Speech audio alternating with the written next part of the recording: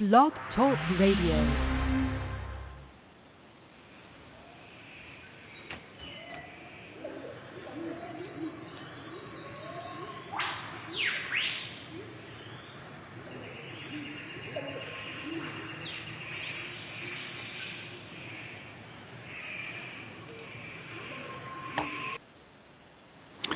Hello, everyone. I'd like to welcome all of you back to Ohio Exopolitics. I'm your host, Mark Snyder, rushing to log into my own show this evening, which is always a little stressful, a little anxiety, which is some of what we're going to talk about this evening, how apropos it is. We've been covering the fires a great deal, and I have a whole series of clips on the fires. It's an astounding thing to watch these Meier prophecies come true. It's also kind of surrealistic, like I'm living in a movie or something, some kind of predetermined program that's already been thought about and planned out each step of the way. And it's really odd because I'm so much hoping the whole time that Billy is going to be wrong on a lot of these other ones, because the fires and the hurricanes have been worse than I really could have imagined. And the Henoch prophecies are so bad that it's truly beyond what you can imagine, what you could, at least in terms of my perspective, it's very difficult to try to imagine the destruction in North America. So I'll just read a little to you. It says, far in the West, it will be different. The United States of America will be a country of total destruction. So that's astonishing, that statement is.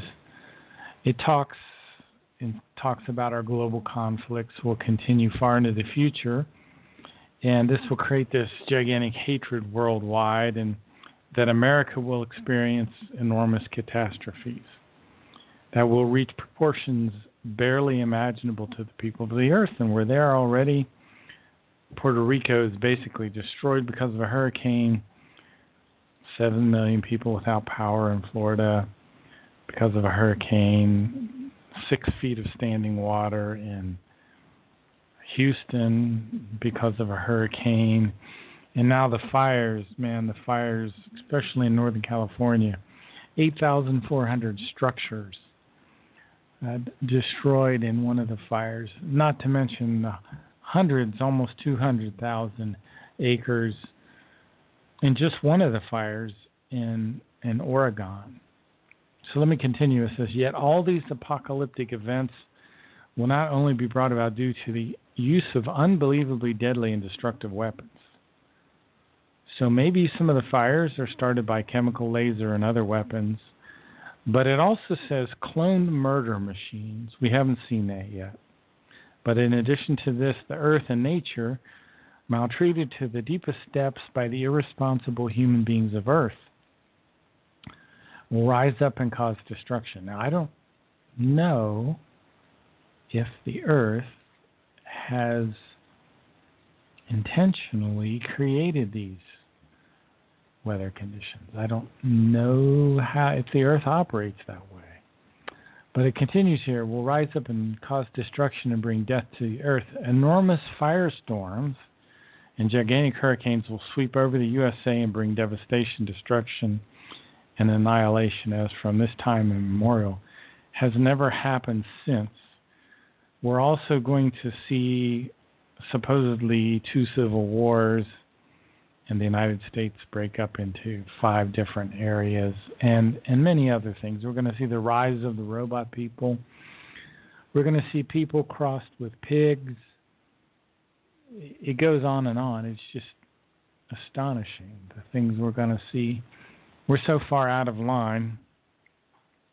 We've gone so far down these these wrong paths. Hi, Gemini.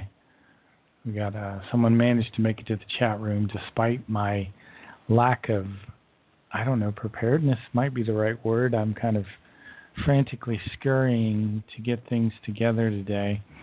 One of the things when I was reading The Might of Thoughts this morning, I've developed a habit over the past couple of years of reading this book every morning and trying to digest what it says. It's if you don't have this book yet, you can probably get it at theyfly.com, and I know you can get it at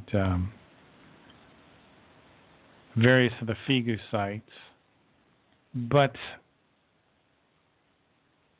let me read a little bit here from about anxiety, because I think there's a lot that's causing anxiety. It says the human being confronts his or her fellow human beings and all the things which he encounters and observes and considers them with open eyes and senses to see how they actually are.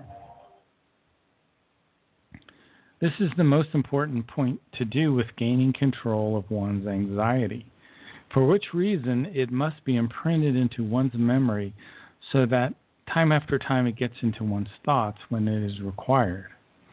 So we're always trying to find out the unknown when it comes to anxiety, because anxiety comes when we're dealing with the unknown.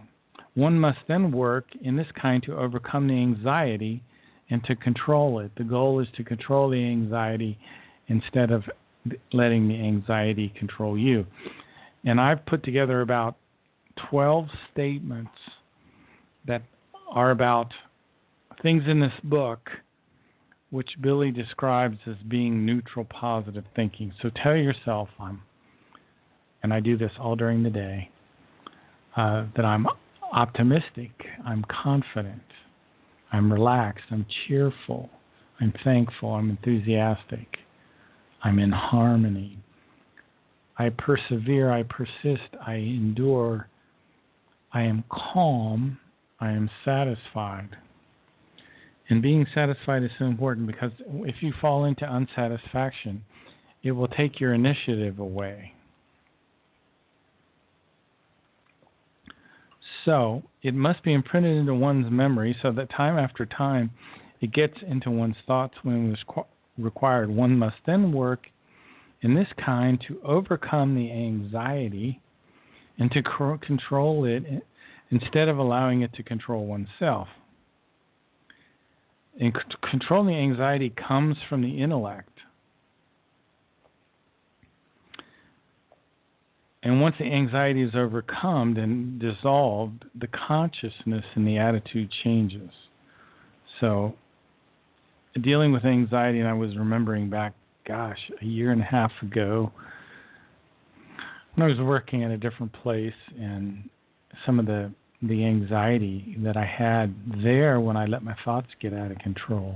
I mean, we have to constantly work at staying neutral, positive in our thoughts. And the way you tell when your thinking has gone astray is you will have a small feeling pop up, like a negative feeling, because the feelings come out of the thoughts. And the thoughts are the beginning of everything. The thoughts lead to good thoughts, lead to good habits. Good thoughts lead to good feelings lead to good habits lead to good circumstances in your life. So you got to ingrain your memory so you know the thinking to return to when the anxiety comes. For example, Billy has 77 meditative sentences. One of them is, I always remain relaxed and thereby gain might over myself. I always remain relaxed and thereby gain might over myself. Much of our anxiety comes from a lack of confidence. Anxieties can trigger immense conflicts, which can often only be calmed again and resolved. In some cases, if you've gone too far, it's gonna take psychotherapeutic help. However, you can help yourself if you apply the principles in this book. The human being's own inner power and the might of his or her thoughts is also always required, without which no change for the better can be called for. One must thereby search, and this is very important, search for the innermost peace which exists deep in the innermost creational nature of the human being. And this peace, which comes from your spiritual consciousness, must be integrated into the inner nature which every human being must acquire him or herself, and which must fundamentally be formed in accordance with the innermost creational nature. So you have an inner nature and an innermost creational nature. We're trying to find the inner peace that exists in the innermost creational nature. From this inner peace, many further values arise, such as inner power by means of the consciousness is formed, through which the might of the thoughts also rises. You know, the power of your thoughts comes out of the universe, out of the creation itself. The impetus for your thoughts comes out of the creation. Let me read this in the psyche. The power that the human being uses as impetus does not stem from the human being himself. It streams in the spirit, from there into the consciousness, coming out of the unmeasurable expanses of space of the universe. The power of your thoughts comes out of the universe. That's why the power of your thoughts are essentially limitless. What does it say in the Might of Thoughts? It says, it is the nature of the thoughts that any conceivable thing can be brought into fruition. So we can, through the might of our own thoughts, pull this country out of the disaster that it's heading for. Never doubt that. One of the most important laws, one of the important creational natural laws, is striving. And striving is the actual nature of the human being. However, if this nature is nullified, then the human being feels that he or she does not have a place in the world anymore. So all of these ideas and concepts are related. If you fulfill your duty to strive, you will keep a much better attitude about your life. And sometimes there are periods where your striving becomes so intense you think, this may break me. So that's the nature of the challenge that we're up against. And it's no small challenge, but you can do it. And that section I read from Striving comes from the Way to Live book, which the Way to Live in German is Die Art zu Leben. And it was written from 1995 to 1997 by Billy, and it was translated by Vivian Legge and Dyson Devine. And just like all of Billy's books, it's bilingual with the German appearing on the left, the English is on the right. And embedded within the German spiritual teaching exists an evolution code. And the code releases impulses from the storage banks which begin to work in the reader. So this is one of the areas I'm still missing. I'm not reading enough in the German because I can't read German very well yet. One of the things, though, that you have to learn, since I guess I'm on a roll, that we have to fulfill our duty to ourselves. And that means no thoughts of inferiority. That means no self-abuse. That means be meticulous about your appearance. Don't let yourself, if you're a guy, don't let yourself if you have a beard and mustache, make sure they're trimmed. Don't let your neck get all hairy, and I mean, it sounds silly, doesn't it? But this is part of the spiritual teachings. Do not neglect the fulfillment of your duty to yourself. You have a duty to yourself. No inferiority complexes, no bitterness, no self-abuse. You also have to care for your body and your mind, challenge your body and your mind, use your rational intellect, use your logic, and you will have enjoyment in the fulfillment of your responsibility. We've been programmed by the global elite through the Hollywood to chase after our lusts and desires and addictions. Don't. Because if you chase after your desires, your addictions, and your lusts, you will end up like the man who finally runs through the smoldering desert dying of thirst.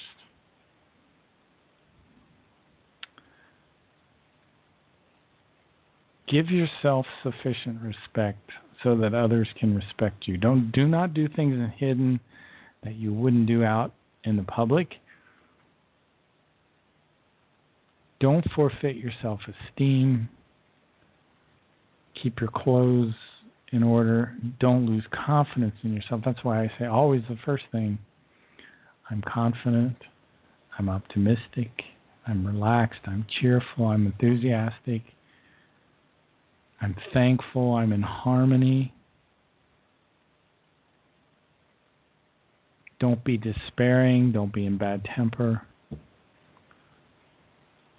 If you allow yourself to fall into boredom, you're not striving enough.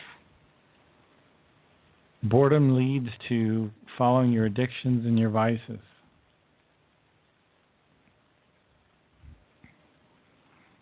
So these are the principles of the spiritual life.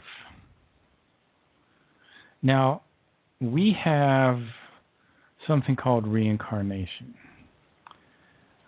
It's something we don't completely understand yet, but it's very, very interesting. We have a tremendous amount of detail about it from the Meier teachings. First of all, you have to realize you have a spiritual consciousness and a material consciousness. Your innermost creational nature comes from your spiritual consciousness. It's the sum total of who you've been through all your lifetimes. And that part of you is always, always, always neutral positive. Always the way it should be. What has the ability to screw up is your material consciousness. Your psyche controls the thoughts and the feelings of your material consciousness. The spirit form brings into the body of the child at 21 days after the sperm fertilizes the egg. It brings in the material consciousness, which is your personality, your subconscious, your unconscious, your conscious mind. Your unconscious mind has tremendous power. All of our thoughts have tremendous power, but your unconscious mind is incredibly powerful. And it influences your personality. But you have to always steer your thoughts, because out of the unconscious can come things which are disturbing. And that's one of the benefits of forgetting. We need to learn to forget the difficulties that have come from the past. That's one of the reasons why we generally don't remember our previous lifetimes, because a devastating confusion would come about, to the point of making us insane.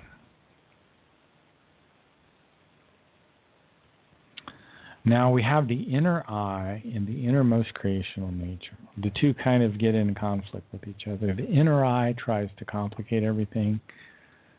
The inner eye is thinking all the bad thoughts, and you have to bring it in line.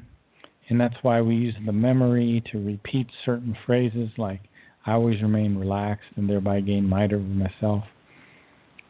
So that the inner eye does not create a tyranny over the innermost creational nature. So we have this kind of war going back and forth.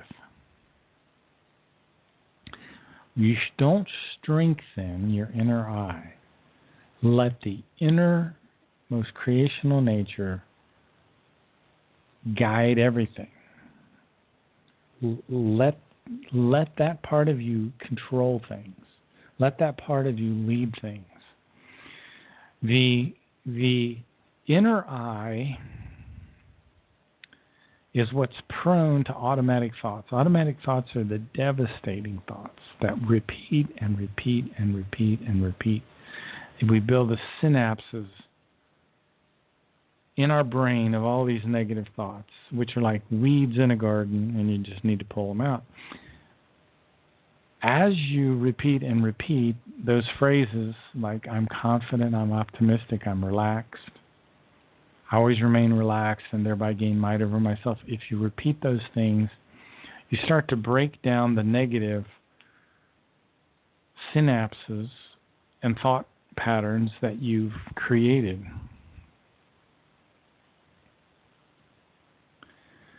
Most modern human beings produce no frame or context in which the experiencing of the true nature of the consciousness could be understood.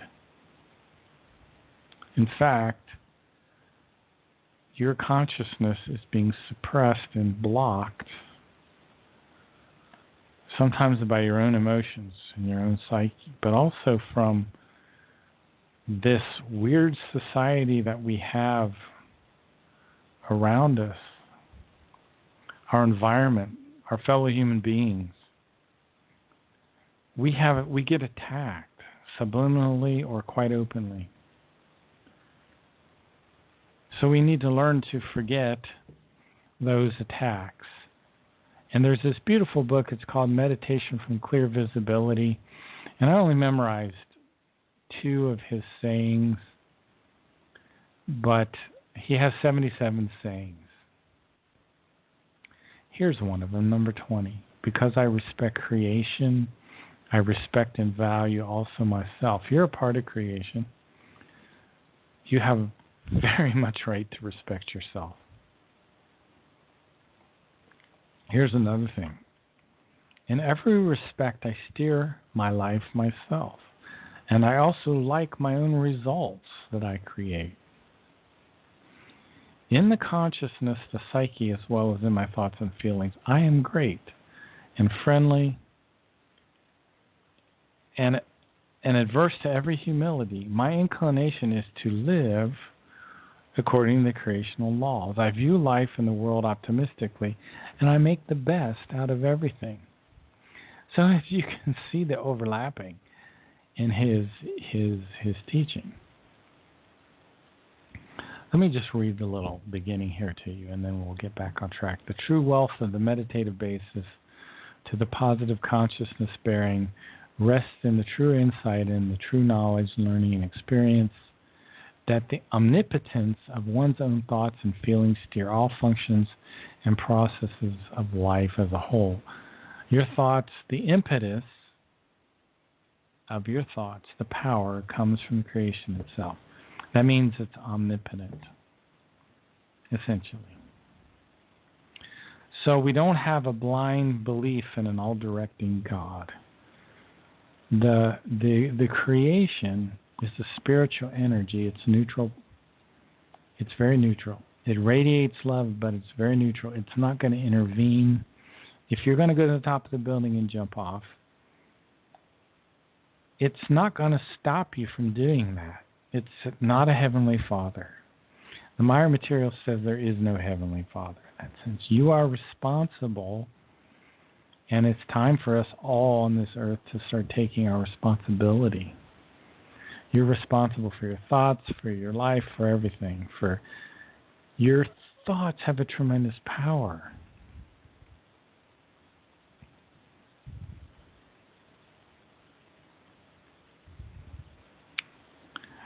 And if you take and learn to harness the power of your thoughts, if you learn to be neutral, positive in your thinking, if you can repeat the good concepts to push the bad away, you'll have a sense of great inner freedom. And you'll be fulfilling the purpose of your life here on this earth, which is to evolve your consciousness.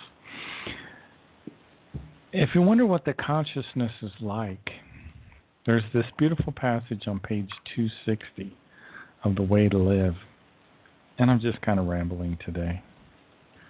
It says, human beings are like waves of the ocean. As far as they reach, they are connected with each other through the mass of the water. And as it is with the life of the human being, a wave has a beginning and an end, a becoming and a passing, a birth and a death. And just as the part piece of the creational spirit in the human being is a unity with all other creational part pieces, and with the creation itself, and has its own identity, it also thus is with the waves of the ocean. Because every one of them has its own existence. Every wave has its character and a behavior of its own, whereby there arises an unending diversity, as is also the case with the human being. As is exactly the case with every human being, every wave comprises an independent identity. And just as the wave is full of water, the human being is full of the part piece of the creational spirit. This creational spirit conveys to human beings behavior in the form that he or she is strivingly, evolutively active, exactly as the water pushes the waves to behave as they do. So in your superior colliculus, which is your middle brain, and the area that controls sight and the integration of your other senses, is a tiny fragment of the universal consciousness. It's called a Tollstock in the German. It's your spirit form. It's also called the Geist form in the German. It radiates energy throughout your whole body. When that spirit form came into your body for the first time as a 21-day-old fetus, it caused your heart to beat. And the energy from that spirit form spread out in a lattice structure throughout the whole body. And you really became alive then. You really started to think. And deep programmed in your subconscious mind was the evolution from all your past lifetimes, which impulse you through your spiritual consciousness.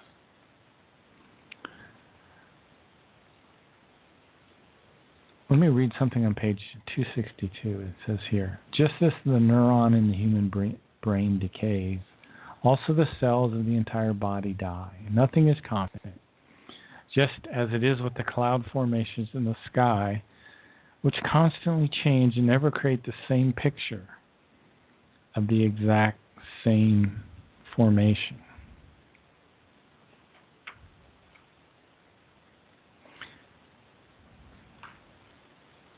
That which the human being really possesses is that which is the moment,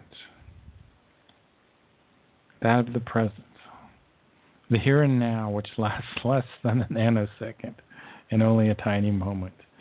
That which is of the moment of the present, this tiny moment of life, is the only one which is unchangeable and remains just as it is in the moment. However, the time of the moment of this present, the blink of the eye, is such an insignificant amount of time that it cannot be measured at all. The present is the almost timeless moment during which the future becomes the momentary present and flows into the past, where one moment should still only think of the present as being relative. Your spirit form, according to Meier information, is about 4 million years old. You've been reincarnating on the earth, probably, if you're a typical earth human, for about 4 million years. If you came here on a spacecraft in the ancient past, your spirit form is probably 8 to 12 million years old. You've been reincarnating on the earth as an earth human for all those millions of years. It'll take you 40 to 60 million years to finish your incarnations into a physical body. There are 5 stages of incarnation into a physical body.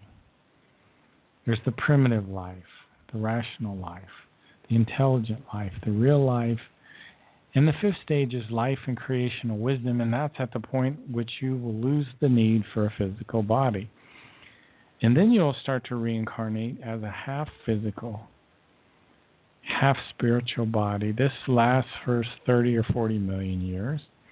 And then you'll go into a completely spiritual state, and you'll go into the first level of the 7 levels of the spiritual plane, one of which is called Arhatarasata, which means the precious one who contemplates the times. And then you'll reincarnate in that stage for about 1 billion years.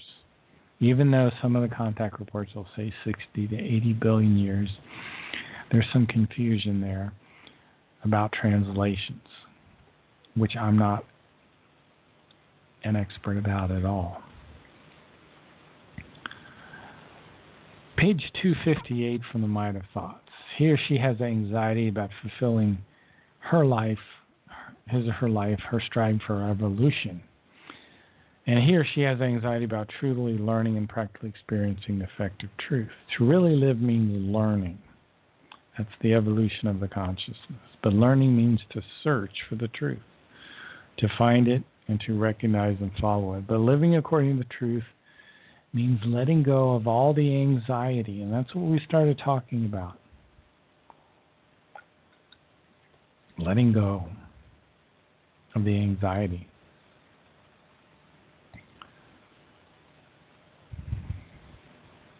Once you start to let go of the anxiety, you can prepare for death, which is a very important thing. I think I'll roll our clips now, and these are going to be a little shocking, a little disturbing. Don't fall into anxiety, but I think you might find it very informative to start to understand. A lot of this is finally run its course in Northern California, but well, let's listen to the clips. They kind of speak for themselves.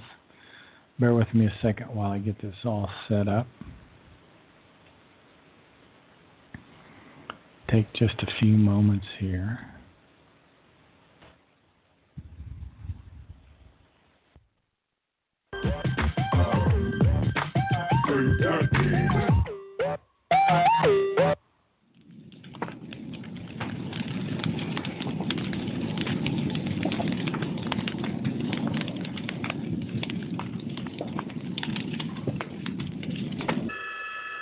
Training say what will not generally burn in a house fire: jewelry, because it's metal; silver coins, because they're metal; filing cabinets, steel filing cabinets are built to last so that businesses won't have to deal with the loss of important files after building fires. Many people keep personal documents in filing cabinets, which are often kept in home offices. And it says here that silver burns around 1,800 degrees Fahrenheit. Go down to barbecue grills, cookware, some appliances, stone tables, fire safety. Let's see, it says here about tools. Because the melting point of carbon steel is between 2,600 and 28 degrees Fahrenheit. We are heading into another difficult day in California, where they're dealing with the deadliest wildfires in state history. We're looking at a new round of hot, dry winds today, which are expected to fuel those flames, of a situation that's already dire in so many places. We want you to look at this body cam footage, however, from a sheriff's deputy. He was driving through a neighborhood completely engulfed by flames. Yeah, we're going to play more of this coming up. He actually rescues somebody. Here, though, is what we know this morning. 17 fires burning right now in the state, 5,700 structures destroyed, at least 35 people dead. And these fires have been burning for nearly a week now. Rob is standing by with the forecast, but we're going to start with ABC's Lindsay Janis, who is in hard-hit Santa Rosa for us this morning. Lindsay, good morning to you. Good morning, Paula. We have had fresh evacuations in Sonoma County overnight. These fires are on the move, being driven by stronger winds. Fire conditions this weekend being described as critical. It comes as we are getting our first glimpse into what it was like for first responders and residents the night that firestorm first tore through these communities, causing utter devastation. This morning, incredible images from inside the initial response to what is now the deadliest week in California wildfire history. The body cam on this Sonoma County Sheriff's deputy rolling as he races to warn residents in the middle of the night, a wall of flames closing in. The deputy gasping for air as he helps the disabled woman into his car. Watch your leg, sir! Massive fire engulfing the road. He races to safety using his megaphone to alert the community. It's mandatory evacuation order. Leave your homes. The terrifying firestorm haunting hundreds of thousands of residents in this area who are now bracing for more destruction. So we're one windstorm away from having this town demolished. Overnight, the battle against the giant infernos intensifying with strong winds and low humidity. This is a dangerous event. It is not over. Stay away from the houses. Firefighters scrambling to contain the 17 fires, so far scorching more than 200,000 acres. This is painstaking work. Yes, it is. It's very tedious, very hard. You can tell by the incline of the slope, plus the conditions we work in. Obviously smoky, hot, low humidity. This is the meat and potatoes of firefighting. The flames claiming the lives of at least 35 people, hundreds more missing. And 3688 Mocha Lane in Santa Rosa, the bare bones of a home burned by wildfire. You don't even see a resemblance of what it used to be. Just one of the many addresses in this Coffee Park neighborhood where a deadly wind-driven firestorm chased people out of bed in the middle of the night on Monday. Everything was gray, everything was destroyed, and it went for miles. One of those stories is about a girl and her dog. I would never part ways with my dog, ever. And their unconventional method of getting out alive. My ride or die. Oh my God, literally. Santa Rosa junior college soccer player Natasha Wallace was studying across town until nearly 2 in the morning. On her way home, she saw the fire from the freeway, meaning she had the perspective to know everyone needed to evacuate immediately. So it just ran us out of the area. So she shoved Bentley, her 4-year-old pit bull, into her Honda and drove down the road. Within minutes, she was stuck between other cars. This one right beside her crashed and overturned. It was coming faster than I can leave through the traffic, so I went back to the house, grabbed my bike. She also grabbed a duffel bag, which she used as a makeshift sidecar for her 70-pound best friend.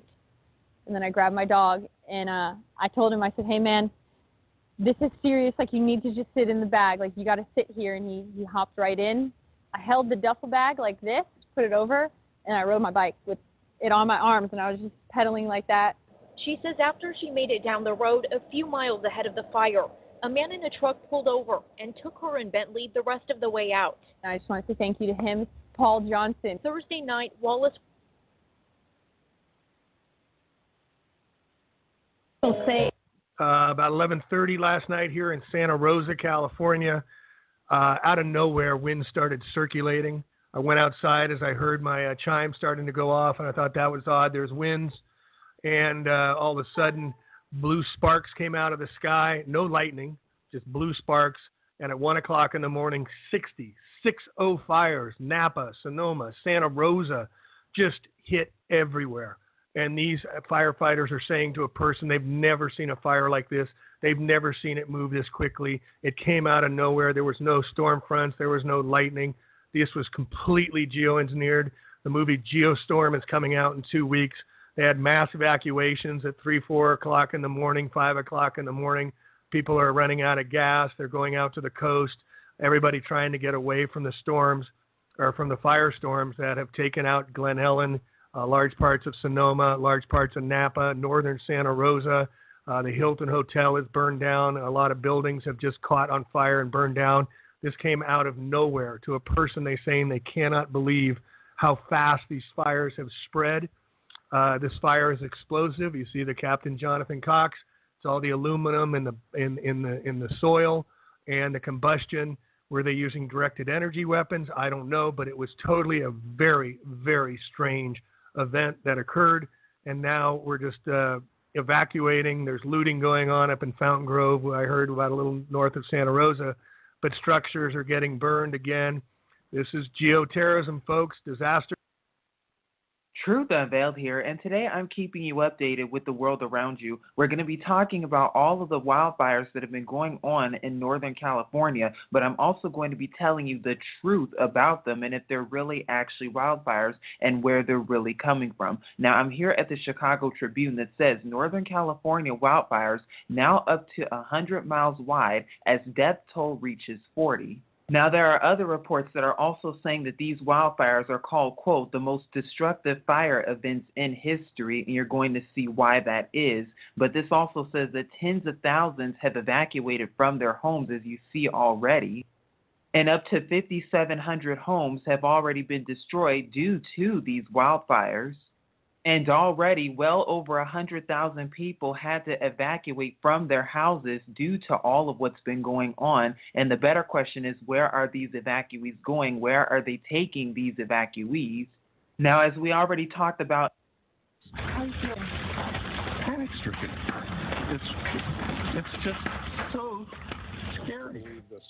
I'm going to have Martin pan up to the left. You're looking at a neighborhood that goes block after block after block that is completely and totally and overwhelmingly destroyed. As we're talking about right now, this fire is unprecedented for the city of Santa Rosa. When we spoke with CAL FIRE earlier this morning, they said right now they have the fire estimated at 20,000 And you're looking at a scene that is probably reminiscent of hell.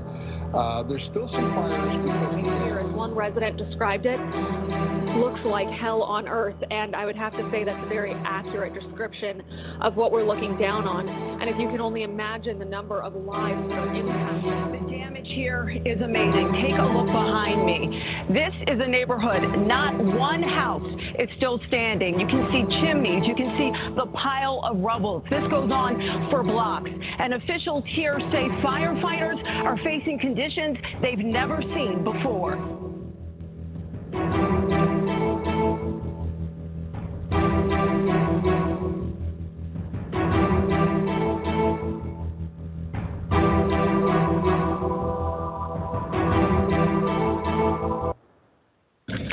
I'm reporting unattended fire up here past the Wild Horse.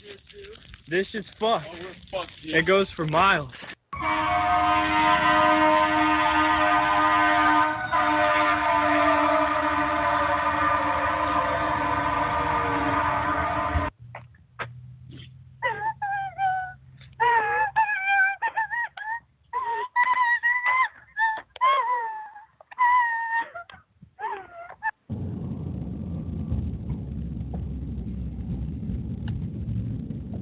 At Atlas Peak. Oh, wow, we don't want to go up here. No, we don't want to go up here. Atlas Peak fire spreading northwest fast from the wind. We got to get out of here, folks. This is getting bad. And it's jumped Silverado, and it's now coming down into the wineries. Into these wineries.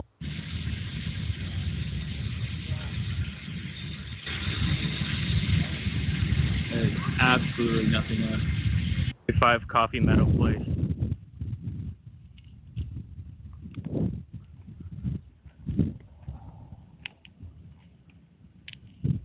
The fire was so hot and glass is burnt out, tires disappeared. There's a front beam of the house, but safe is still there and nothing else. And there's a motorcycle and an air compressor and a bench. The shed seems to be intact in the back. I'm not walking any further. Patio chairs. Well, there you have it, folks. The incredible fires in Northern California. I think it was expressed quite clearly in those clips. It's kind of hard to put in words. It's also better that you see these films. And I think looking at the Northern California fires is very humbling.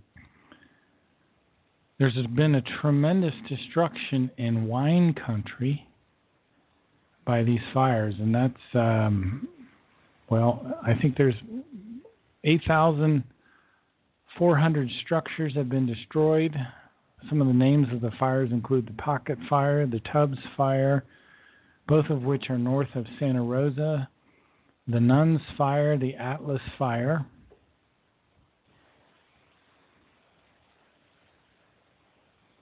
The deadliest wildfires include the Griffith Park Fire with 29 deaths, the Tunnel Fire with 25 deaths, the Tubbs Fire with 22 deaths, the Rattlesnake Fire with 15 deaths, the Cedar Fire with 15 deaths, the Tubbs Fire, 5,500 structures were destroyed.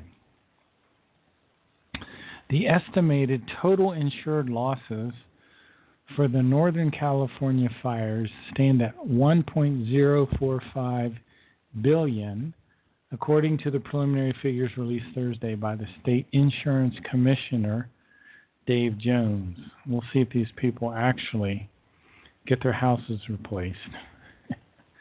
If you look at aerial pictures, you can just see it goes on for blocks and blocks where there's no houses left. It's a disaster that it's really, you have to see it to appreciate it. Well, this has been prophesied by the Meier material, Eduard Albert Meier, in the Hanok Prophecies, says, but even all the terrible happenings will hinder the USA in continuing to proceed with her actions against all countries. So according to this prophecy, we're going to continue with our wars, even when the North American continent will be stricken by the most terrible catastrophe, which hasn't happened yet. The North American continent will be stricken by the most terrible catastrophe which has ever been recorded. Evil military powers will wreak havoc with computerized and nuclear, biological, and chemical weapons, whereby it will also happen that computerized weapons become independent and cannot be controlled any longer by human beings. Overall, this is the most important part of the... Well, I think I'm connected by phone, even though it shows that I was connected by Skype before, although I couldn't tell exactly if I really was. I do apologize for the strangeness that's been occurring during this show for whatever reason. I've got about 7 minutes on the stream, and we spent the beginning part of the show talking a little bit about the spiritual teachings which come from Eduard Albert Meier. Eduard Albert Meier is an 80-year-old man who lives in Switzerland in a tiny mountain village called Hinterschmid-Ruti, which is about 45 minutes east of Zurich. He has a special building there called the Semjase Silver Star Center. It's where his group, the Figu, meets. Figu is a group of people that have, there's a group in many different countries. There's a Figu Switzerland, a Figu Australia, a Figu Canada, not an official Figu USA. I'm not even an official member. I'm just there are some folks that don't join for whatever reason.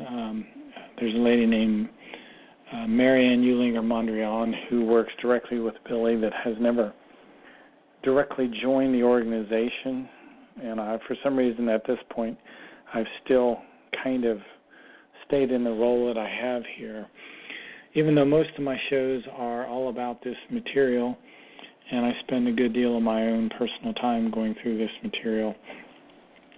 Very interesting. I called in late, and that was, obviously my fault.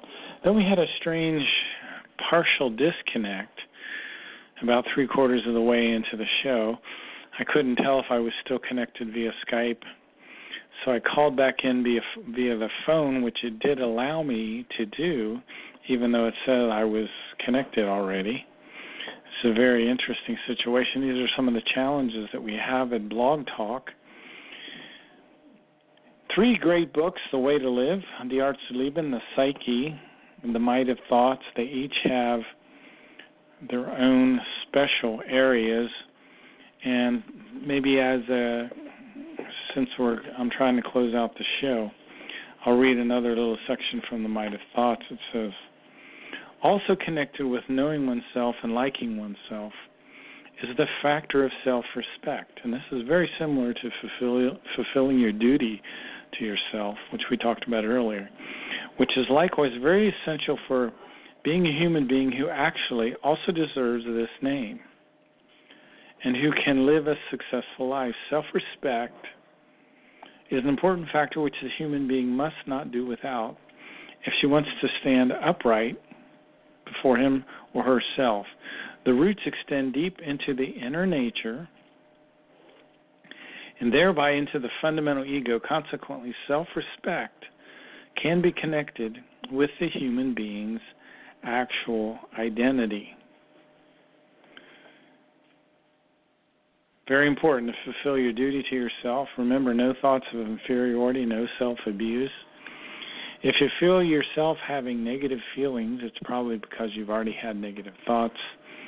Remember to tell yourself, I'm confident, I'm optimistic, I'm relaxed, I'm cheerful, I'm thankful, I'm enthusiastic, I'm in harmony, I persevere, I persist, I endure, I am calm, I'm satisfied. Don't allow yourself to fall into unsatisfaction. Unsatisfaction destroys initiative. Even though you're in difficult circumstances at the moment, don't allow yourself to fall into unsatisfaction. Let's hear what it says about unsatisfaction. And once the impulses are translated into reality, slowly unsatisfaction and aversion disappear. So you can make unsatisfaction and self-aversion disappear. Unsatisfaction and self-aversion kind of go hand in hand. To know that hidden in unsatisfaction is also an aversion, which must be neutralized. If you're unsatisfied, and boy, this has been a shocker for me because I'm sometimes unsatisfied, you have a aversion to your own personality. And from where does this aversion to oneself come?